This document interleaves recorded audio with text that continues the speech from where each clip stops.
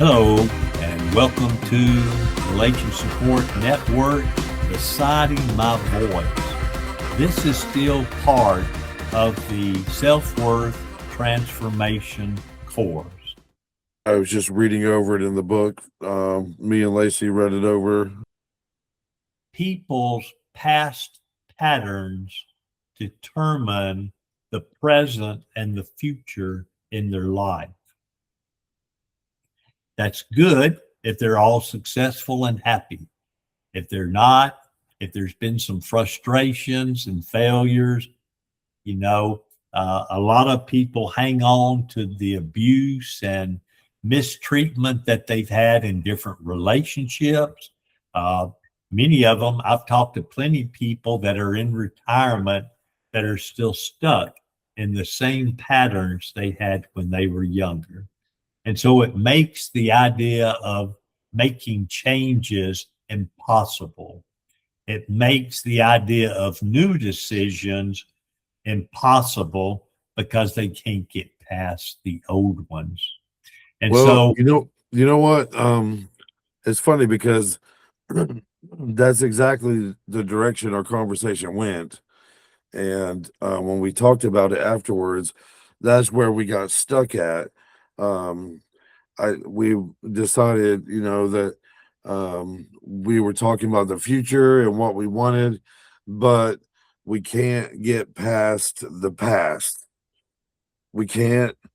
There's so much abuse and just like mind destruction from the past. We can't get past it to move on to the future. Now we've made quite a bit of progress over the last few years, getting there, but yeah, still, it always comes back, and we're always stuck in the past, and we get stuck back there, not able to move forward, and not knowing how. That's the problem. it is, Scott. And that's 90% of what I deal with in therapy.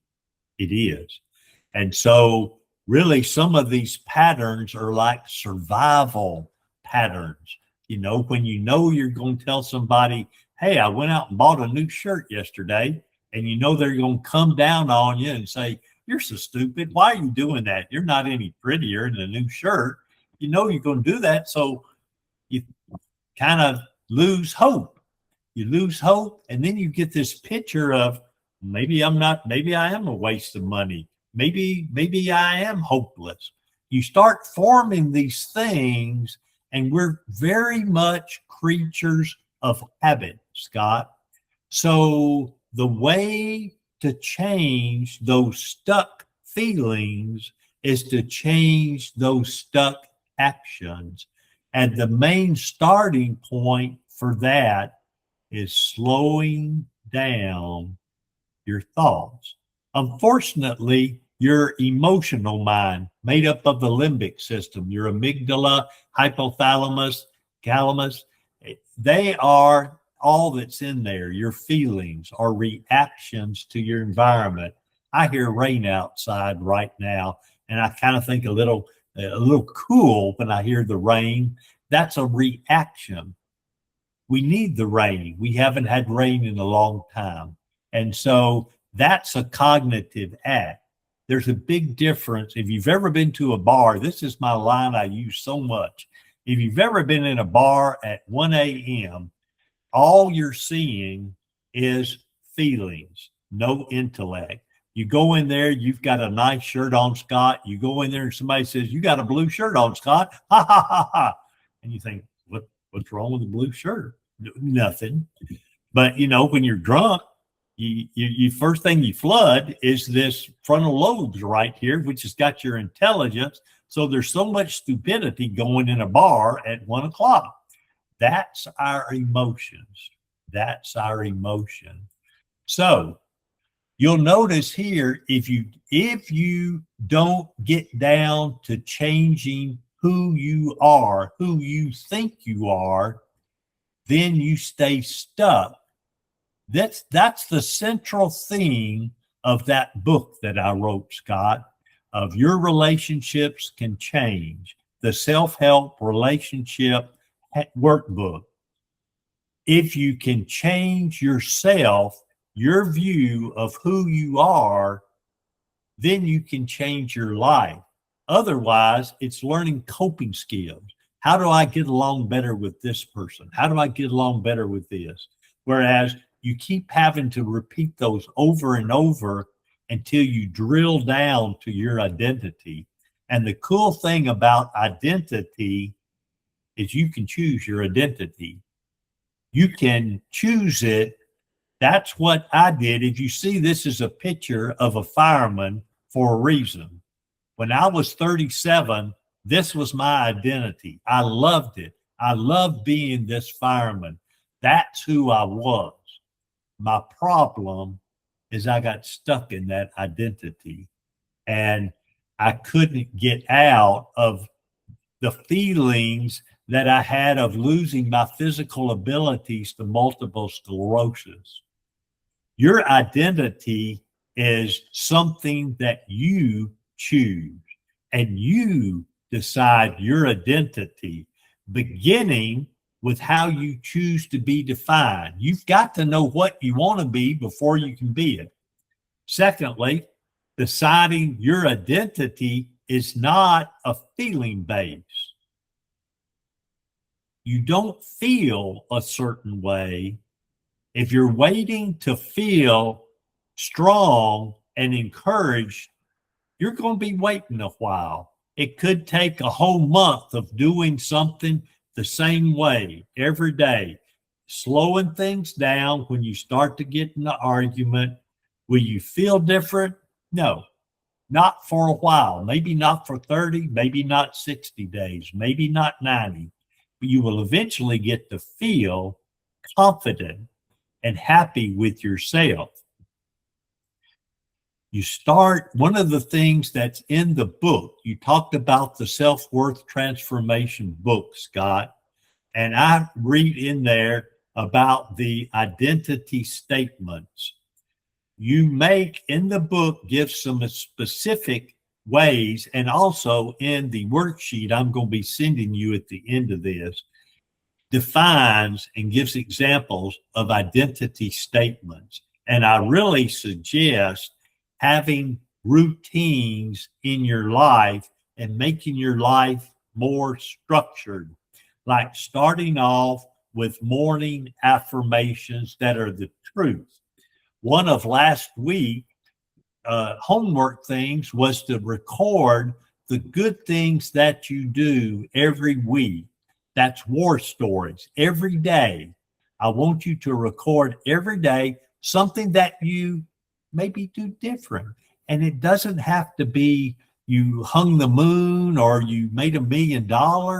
No, I decided I would handle an argument differently. I decided instead of getting mad when my child did something, I was going to get a breath of air and calm and try to think logically of what I should do. Maybe that would be taking away something. Maybe that would be a punishment. Maybe that would be something that teaches them. But morning, you start out with a morning affirmations and pictures of what you're going to do. And then when we have those moments of stress, when we have those moments of anger, there's mantras for that. Mantras are very short affirmations that gets us through the moment. And they're very important. And you need even reminders during the day of the person that you want to be. You start on day one with the identity that you want to be. We can change that. I went from being a fireman to starting different businesses unsuccessfully to finally I decided for me, I wanted to return to being a counselor. And for me to have regular reminders of who I wanted to be throughout the day. And through pauses and different thinking responses, we start to build these habits. Does that kind of make sense to you, Scott? How we start to build habits? You don't start feeling different. Does that kind of make sense? It makes sense. It's just hard when it's not almost immediate, you know, when it takes so long to get through it and work through it. And, it's hard to keep up with it every day because you one step forward, two steps back, 2 steps forward, 3 steps back. But like you said, you have to keep going 60, maybe 90 days. It's hard starting a new anything that's going to be a pattern. um they said it takes 27 days of doing the same thing over and over again, I think, to start a new pattern. It um does. it's just hard. It's hard sticking with it, and not feeling defeated after a few days of trying. It is. You said all the right things, Scott. Sometimes we don't choose identity for just those reasons, Scott. We say, I can't change. This is me. Take it or leave it. I'm stuck. We give up and we don't choose because of our fears, because of our experiences, because of our wounds, because of our mistakes, because of our failures, our comparisons. Like there's 25 years difference in you and me, Scott. If you compared yourself to me right now, I'm in the best time period of my whole life. If you compared yourself now to me, you might think I could never be. And that's exactly what I thought when I was 50, starting my PhD. I I had a friend that that I started meeting with because I didn't think I thought starting my doctoral program was silly because I could never complete it.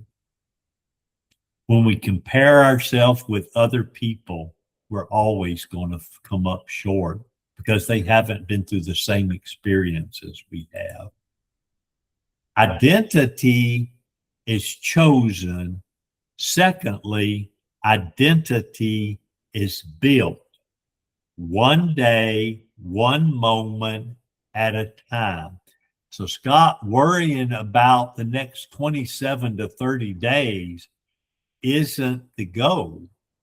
The goal is in this moment, in this next smaller frame of time, whether that's this next hour, I'm going to act a certain way. I'm going to think a different way. The unique thing is every person is totally different.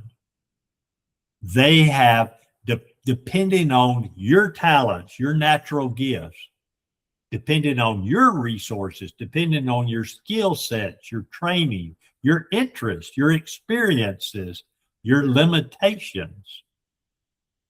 That needs to go into consideration for your identity. As you know, I have multiple sclerosis. There's not a lot of jobs I can do. I can sit in this chair all day long, which is what I do. Walking, I can't walk a block. That's just a limitation.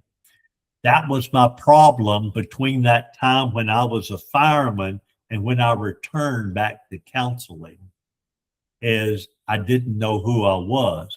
I was still trying to fix trailers. I was still trying to run a business. And I had limited physical abilities. I couldn't do it. Does that kind of make sense, Scott? Within our interests, within our talents, we've even been talking before I've been asking you about what are your interests. I found out going through college, my parents thought that I should have a bachelor's in business.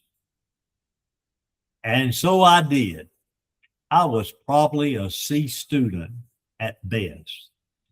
It wasn't that I was stupid, it was that I hated the courses. I hated the work when I got out and worked in it. But when I went, like I said, I was a C student in my bachelor's program, in my master's and my doctorate program together. I have straight A's and one B, and that was in advanced statistics. And I was happy to get a B in that. So I'm I've not heard that's saying one of the hardest classes. absolutely. Now, so all I'm just saying is if we're interested in something, we excel at it. That list of 6 things there is very important. If you don't have any talent in it, if you don't have any interest in it, if you're limited physically, then you probably shouldn't stand all day in the job. You know what I mean? Yeah. I know the last few years for me, I've gotten fired from every job due to just lack of the physical ability that I used to have and I don't have anymore. So kind of the same way you had it, and now it's a problem I have. So um, just trying to come up with something that's not physical that I can, mentally do too, then it's hard coming up with new stuff that you're not when you're not used to having that, disability or whatever. Right, right. And so you've got to operate within your abilities, your interests, your talents. It's all got to kind of gel. It's not a magic formula, but through repetition and practice, we can be different people. Repetition and imperfect practice. I would rather you try and make mistakes and keep trying. That's how we learn. We make mistakes and we go, oh, I shouldn't do that. That's a learning experience. You repeat not everything perfectly over and over. We shouldn't get frustrated when we make mistakes. They should teach us to change. What do you think about that? Does that make sense, Scott? Oh yeah, I preach the same thing to my kids all the time. They get frustrated when they're making mistakes and stuff, and I get frustrated when I make a mistake. And I told them, I said, the only way you learn is by making a mistake. If you know 2 + 3 is 5, but you say 6, well, eventually you're going to learn if you keep repeating it that it's 5 and not 6, and it's the same. You can't learn anything until you make a mistake or do it wrong, unless you just happen to do it right the first time. But, Yeah. that's really the only way to learn is your Yeah. repetition and doing it over and over again until you get it right and you learn from each time something different, turn the screw to the right instead of the left, it's Yeah. kind of that idea. You're right. You're right. If you happen to have the workbook, worksheets, that's something we can turn to here. You'll find in that we have war stories. And that's a concept we talked about the first week. It's fundamental to growing is just what you said, Scott. We do make mistakes, but we do things right occasionally. And what I would like for you to do this week is every day, or maybe even throughout the day, When you do something right, the way you handle something right, write it down. Because if you think about the slides that I've just shown, repetition and practice are starting patterns. And so, what I want you to be able to do in a week from today is to look. You can record this in on paper, in a notebook, on a Word file. It doesn't matter the form. It's just you need to see a record after 7 days. Maybe you say, don't even count the times you did it wrong. Count the times you did things different and did things right. Because we're trying to, part of building self-worth is realizing the value that you do have, realizing the change that you can make. The reason I titled this War Stories is because I'm an old guy and got this white hair. And when you talk to a bunch of old guys, I did this Sunday. I went out with my wife and I went out with a couple, and I didn't know the couple really very good. They go to church with us, and I said, what do you do in your days now? And he said, well, I used to be a stockbroker. I said, Series 6? He says 6 and 7. I said, how about 77? He said, oh yeah, I was that too. He said, I was a, and that was all he did. And then finally, after he finished his spiel of what he was, I said, no, I really wasn't asking that. I just kind of wondered what you did throughout the day. He said, oh, I work at Costco at the pumps, at the gas pumps. And he had all he had was war stories. War stories don't help me get through this moment here. We need to, we start these stories. We start these stories of changing different. When we tie our worth to our war stories in the past, then that makes us not worth anything today. What he could have also said was he goes out and meets his neighbors. My wife, when she retired, she's a woodworker. She's an excellent woodworker, painter, excellent. She's building a 6-foot butterfly now for her daughter, a 6-foot butterfly. And it's amazing and it's beautiful. And when we tie our worth to what we're doing now, then we still have value. When it's just a war story and it's in the past, it's not in the present, we lose our value. Self-worth is built.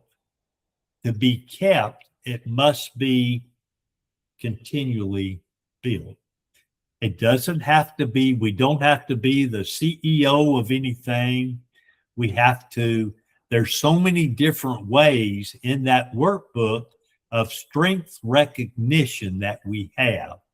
When you recognize the strengths that you have in all the arenas, in being a parent, in being a husband, in being somebody that helps around the house to clean up and support the family, which role is more important? The one that goes to work. When I think of me and my wife, I think of I work and I make a good salary. But without my wife, we talked about that today.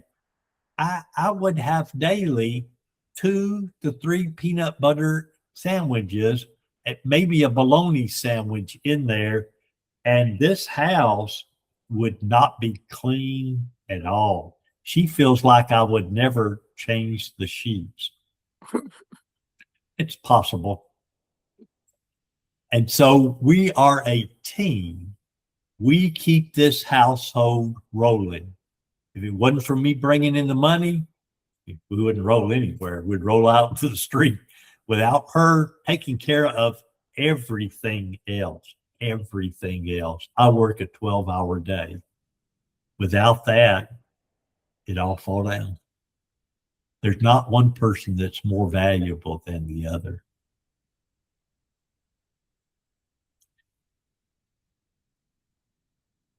What does that bring to your thinking, Scott?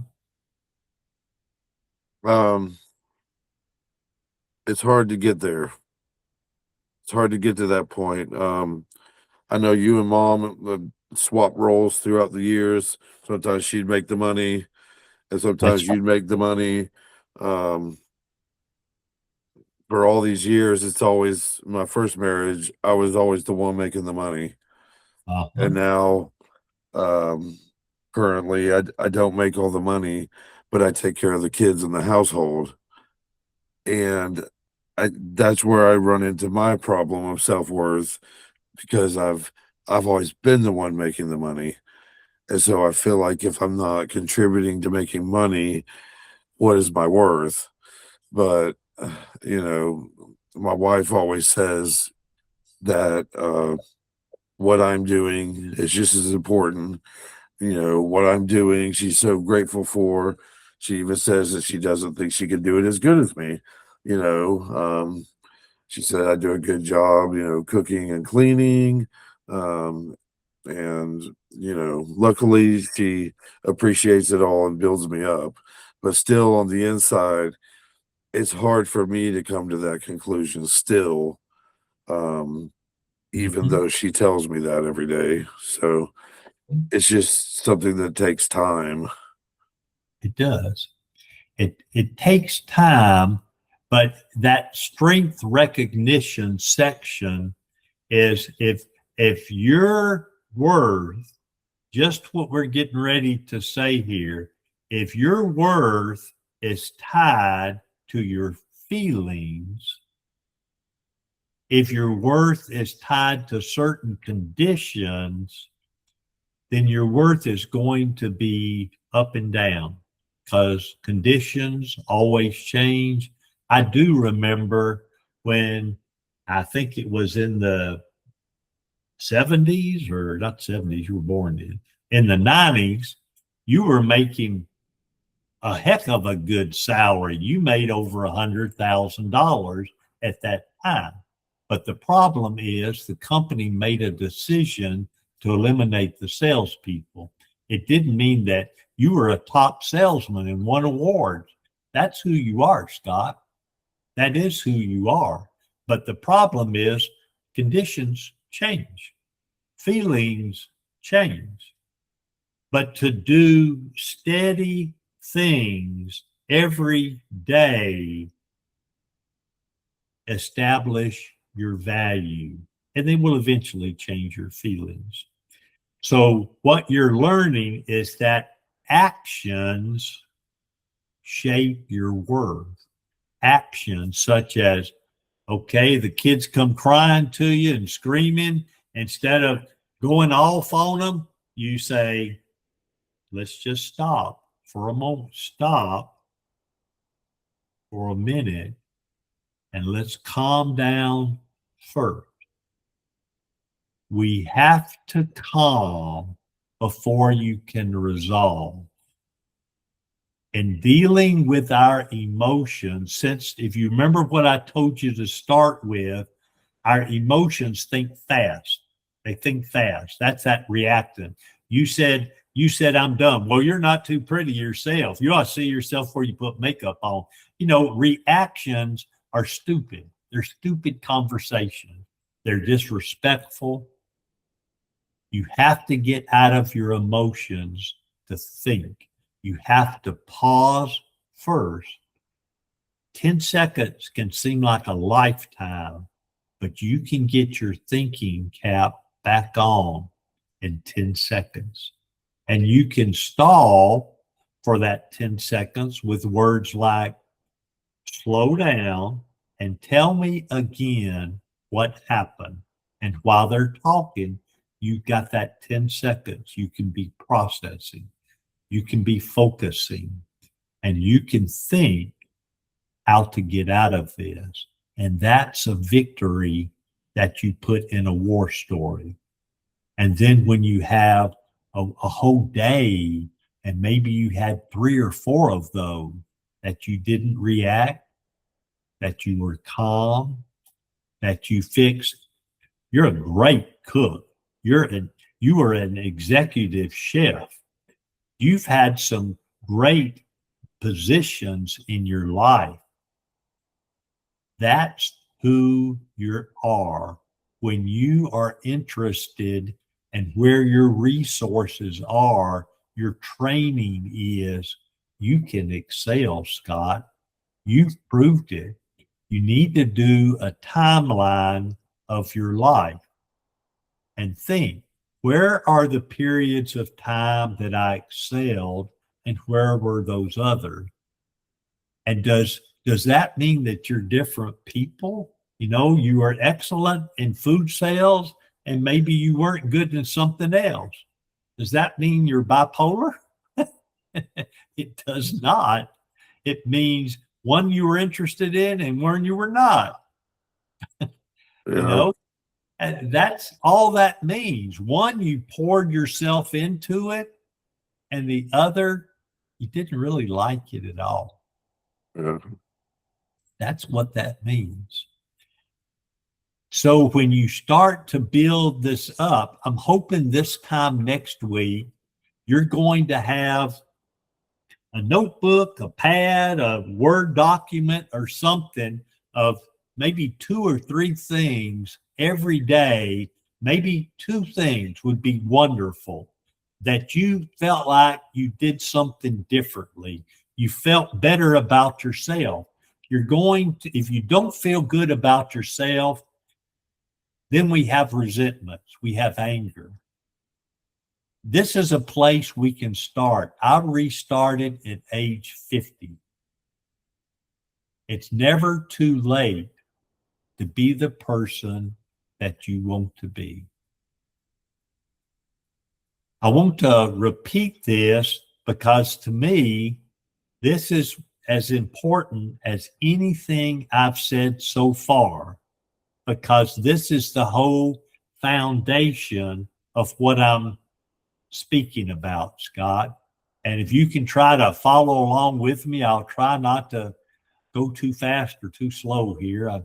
I know I'm a typical Southerner, but anyway. So it says when worth becomes tied to feelings and conditions, self-worth feels uncertain because feelings and conditions are always changing. But what I'm beginning here is not a quick shift, but a steady one. I am learning that actions shape my sense of worth and that I build value through consistent practice as I live by the vision of who I want to be. It is never too late to rewrite your story. Are those words starting to sink in? Uh, I'm trying to teach around these words, Scott. This is my central core message, that if we rely on our feelings, you can't trust them. That system, that feeling system is not in your frontal lobes. It's in the midbrain. It's in a different part of your brain. You can't trust that. Those are feelings. Yeah. What you can trust are actions. Actions change feelings. It's hard. What I run into is hard dealing with the actions because of the feelings. You know, does that It make is. sense? Um, It is. It even though is. I understand it can't be changed in one day, it takes time. Um, it's just not easy. It's just hard, And it always feels best when you hit that very last sentence that said it's never too late to rewrite your history. And always resonates with me. That very last sentence is never too late. It's never too late. It's never too late. You know, life is not done. It's not any certainties. You don't know what's going to happen today or tomorrow. But eventually you can change it all.